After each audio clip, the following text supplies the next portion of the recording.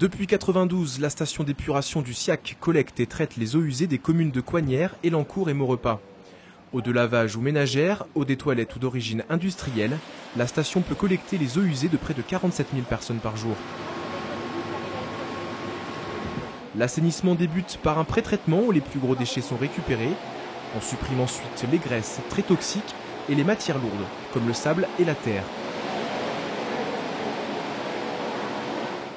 Les eaux usées sont ensuite réparties vers les bassins d'aération où elles passeront 20 heures sur les 24 que nécessite le traitement global. Dans ces bassins, la dépollution est biologique. Ce sont les bactéries que l'on peut apercevoir en surface qui vont servir de filtre. Elles vont se nourrir de la boue présente dans les eaux usées et ainsi éliminer tous les toxiques tels que l'azote, le carbone ou le phosphore. Une fois dégazées, les dernières boues sont éliminées dans le clarificateur. Épurée et traitée, l'eau peut alors rejoindre le milieu naturel où elle sera extraite pour être transformée en eau potable.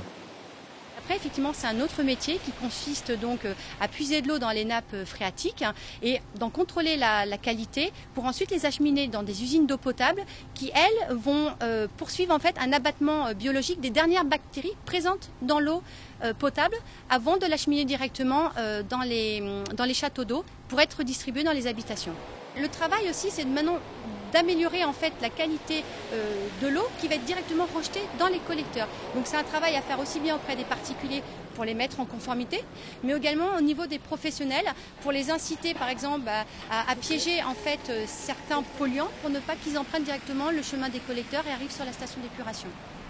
La mise en conformité de la collecte des eaux usées des particuliers et des professionnels est donc à revoir. Actuellement, le bilan est alarmant puisqu'on estime à 90% le niveau des eaux souterraines polluées. La moitié des eaux et rivières seraient aussi concernées.